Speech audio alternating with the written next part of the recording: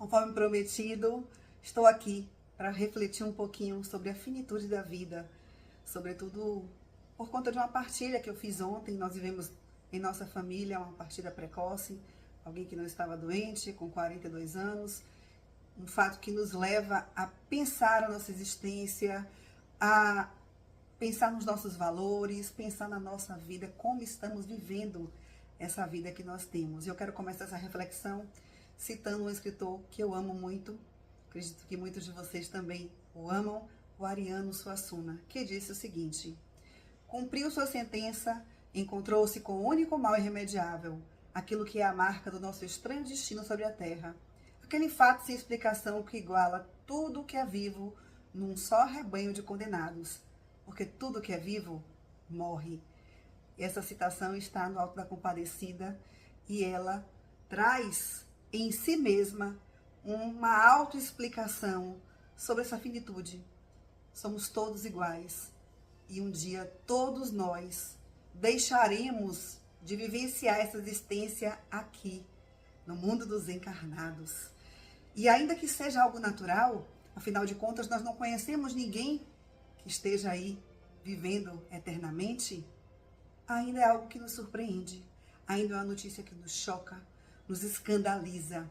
Que escândalo é pensar numa pessoa que está saudável, dorme e não acorda. Então, ainda para aqueles que tenham uma visão de transcendência, é algo que nos leva a nos recolher e a pensar na nossa existência. E eu quero refletir justamente partindo desse ponto, que foi o ponto que me trouxe a essa reflexão, né? Essa perspectiva de uma perda precoce. Quando isso acontece muito próximo da gente, como eu falei, nós tendemos a potencializar esse pensamento de por quê, para quê. É um misto de pensamento de tragédia, de que pena que não vai viver tantas coisas, e ao mesmo tempo de entender que nós não temos o poder, nem a segurança, nem o governo de nada das nossas vidas. Então, eu quero trazer essa reflexão em duas perspectivas que me abraçam e que me sustentam como pessoa. Então, uma perspectiva que é aquela que está mesmo emaranhada no meu ser, que é a perspectiva da fé. Como eu, mulher católica, vejo essa transcendência, vejo essa passagem, né, de estado de vida e estado de morte. Depois quero trazer também um pouquinho como eu vejo como logoterapeuta, como profissional, eu vejo essa transição. E aí vamos juntos refletir, quem sabe, através dessa reflexão, a gente possa, de algum modo, confortar alguns corações que estejam aí balançados, inseguros e até doídos. Então, uma perspectiva católica, essa primeira que eu quero enfatizar, a morte é vista como uma transição, uma passagem para a vida eterna. Então, aqueles que vivem uma fé com muita profundidade, com muita segurança daquilo que a gente acredita, sabe que a ressurreição é uma promessa de nosso Senhor. E que para além dessa dor imensurável da separação física, porque nós somos seres humanos que gostamos de ver, tocar, ouvir, estar perto, sentir o calor, sentir o cheiro das pessoas. Para além de toda essa dor da separação, existe uma esperança, a esperança do reencontro na vida eterna. E isso a fé nos ensina a confiar na providência divina, mesmo quando tudo parece incompreensível, quando nós não temos resposta para os porquês. A gente pode buscar na nossa fé um para quê. Existe uma expressão na Igreja Católica que diz momento mori, que é uma expressão em latim que significa lembre-se de que você vai morrer. Vou repetir de novo. Lembre-se de que você vai morrer. Um padre amigo me dizia há muito tempo atrás que ele gostava de pensar na vida e na sua existência como alguém que caminha junto com o seu anjo da guarda e junto com a morte ao seu lado. Aquela que está ali na espreita, não como alguém que é seu inimigo, que vai lhe emboscar em uma cilada, mas como alguém que te espera. Desde o momento do nosso nascimento, as nossas células vão envelhecendo e nós estamos envelhecendo a cada dia. E de fato não sabemos qual é o nosso tempo aqui na Terra. Que tempo Deus tem preparado para a nossa existência?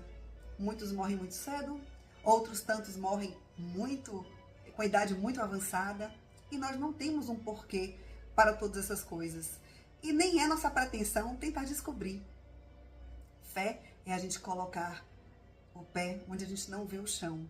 E aqueles que se abandonam completamente nesse vazio, sem chão, mas sustentados pela fé, têm a confiança e a segurança de que nada neste mundo acontece que não seja da vontade de Deus.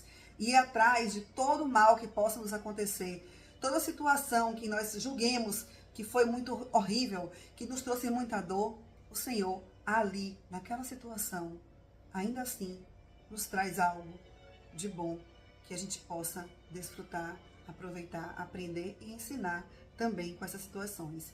Então, nas tradições cristãs, sobretudo na Igreja Católica, essa frase, que eu vou repetir novamente, lembre-se de que você deve morrer. Nós não ficaremos para a vida eterna. Ela serve como um lembrete da nossa mortalidade. Uma mortalidade que é humana e é inevitável. Iremos morrer. A única certeza que nós temos nesta vida é de que um dia nós todos iremos morrer. Quando, onde, em que circunstâncias isso irá acontecer, nós não sabemos. E acho que seria aterrorizante se soubéssemos. Mas sabemos que vamos morrer. Então, esse conceito de lembre-se de que você deve morrer está ligado a uma reflexão profunda sobre a nossa vida. Uma importância de viver uma vida de maneira virtuosa. Ou seja, quando eu reflito sobre essa frase, lembre-se de que você vai morrer, eu preciso buscar uma vida virtuosa. Eu preciso me preparar para esta morte. Como eu vou deixar aqueles que eu amo? Como eu vou deixar a minha família? Eu estou criando os meus filhos para viver sem a minha presença?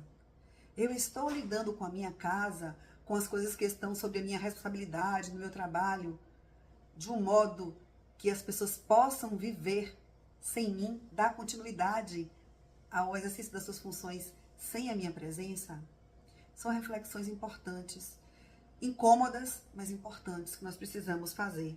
E todas as vezes que acontece um fato como esse que eu falei, da gente perder de forma inesperada, abrupta, é como se alguém fosse retirado do meio de nós de forma muito abrupta, nós balançamos. Ainda aqueles que têm muita fé param e pensam, meu Deus, que tristeza, quantas coisas essa pessoa não vai vivenciar. Mas por outro lado, pensamos também que Deus colhe as flores mais preciosas, mais cheirosas, mais cedo, para que possa estar com elas por mais tempo. E isso nos dá um afago, nos dá, claro, aqueles que têm fé, nos dá uma tranquilidade muito grande.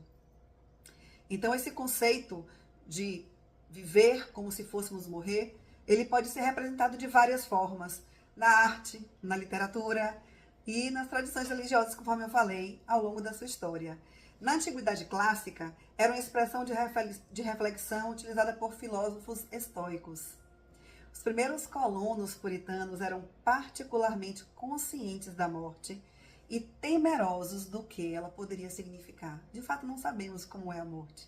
Nós sabemos que iremos, mas eu não conheço ninguém que esteve ou está do lado de lá, que voltou para nos contar como foi essa transição, como é lá do outro lado. Lembrando que nós, católicos, não acreditamos em reencarnação. Nós acreditamos em ressurreição. Então, essa expressão se desenvolveu com o crescimento do cristianismo, que enfatiza o céu, o inferno, o Hades e a salvação da alma após a morte. Então, para nós, cristãos católicos, nós temos essa dimensão de salvação. Por isso, esse período de existência terrena é um período que nós nos dedicamos a viver e desenvolver virtudes para que possamos um dia merecer estar no céu com nosso Senhor. Lembrar-se da morte nos faz vivenciar melhor cada momento, nos colocando em intimidade nos momentos felizes e trazendo alívio nos momentos difíceis. Eu confesso para vocês que ontem, que foi o acontecimento que detonou toda essa reflexão, de manhã, quando Humberto me contou, eu fiquei pensando, nossa, alguém que é colhido tão precocemente e sem uma doença prévia, e sem, vamos dizer assim, preparar-nos emocionalmente para essa perda, nos deixa um recado muito grande também, que devemos pôr em exercício. Cada dia pode ser o nosso último dia. Todos os dias podem ser o nosso último boa noite para aquelas pessoas que amamos, a nossa última presença diante daquelas pessoas que são importantes em nossas vidas. E por isso nós devemos fazer da vida aquilo que ela mesma traz em si como nome, um presente. O passado já passou. Nós não podemos alterar aquilo que já foi vivenciado por nós. Nós não temos o futuro ainda e sequer sabemos se teremos. Mas o presente, que é o dia de hoje, nós temos. E o que temos feito com este presente que o próprio Deus nos dá a cada dia? Essa reflexão nos traz esse questionamento importante, intrigante e às vezes até desconfortável. Porque muitas vezes a gente está vivendo uma vida de forma irresponsável, de forma distraída. A palavra que eu quero usar é essa. Vivendo uma vida cercado de distrações, deixando para amanhã as coisas importantes, hierarquizando a sua vida com uma inversão de valores, talvez, muito grande, e que talvez a gente não tenha tempo de reorganizar a nossa história. Então, nessa reflexão, eu convido a cada um a pensar como eu tenho hierarquizado a minha vida, o que é que está no topo do mais importante, daquilo que não funciona sem mim, ou aquele lugar onde eu sou insubstituível. Onde você é insubstituível? É no seu trabalho? É na sua família? É na sua faculdade? Na sua escola? Enfim, é na sua igreja? Onde você é insubstituível? Bem, eu sou insubstituível na minha família, na minha casa. Se Deus me chamar nessa noite, meu marido pode até se casar novamente, mas uma outra Manuela, para viver a história que ele viveu comigo, ele não terá. Meus filhos não terão outra mãe. Minhas netas não terão outra avó. Quer dizer, tem avó materna, né? Mas assim, uma avó paterna não terão. Então, é importante que a gente se situe onde eu sou insubstituível, para que ali eu me dedique muito mais. Eu quero abordar agora com vocês, para que essa reflexão não fique também muito longa, como a logoterapia, essa proposta, essa abordagem, que eu sou apaixonada e faço um exercício imenso para viver de forma logoterapêutica, ela vê essa questão da morte. Então, a proposta de Viktor Frankl, o fundador da logoterapia, também nos oferece uma luz sobre esse tema da finitude da vida. Ele enfatiza a importância de encontrarmos significado, mesmo nas situações mais desafiadoras, como, por exemplo, a perda de alguém que amamos. Frankl nos convida a refletir o que podemos aprender com essa perda. Como podemos honrar a memória dessa pessoa que se foi? A dor da separação pode ser transformada em uma motivação para viver de forma mais plena, valorizando cada momento e cada relação. Então, até a partir de um momento de dor muito profunda, onde a gente parece que encostou no fundo do poço, e o poço está a menos 18 andares, lá no fundo, nós podemos encontrar uma motivação para viver e dar sentido honrando aquela pessoa que partiu. Alguém que nós amamos e certamente nos amava, se parte antes de nós, quer nos ver felizes, quer nos ver seguindo a vida, não quer nos ver chorando, deprimidos, maldizendo a própria vida. Então, buscar na dor apesar de uma razão para dar seguimento, honrando aqueles que partiram. E unindo essas perspectivas, tanto a perspectiva da fé quanto a perspectiva logoterapêutica, nós podemos entender que a dor é uma resposta natural à perda. Meu irmão, minha irmã, é impossível que a gente viva uma situação de perda e não sinta nada. Fique indiferente à dor porque eu tenho uma fé muito evoluída ou porque eu sou uma pessoa com a terapia em dia, então eu não vou sentir nada, nada me abala.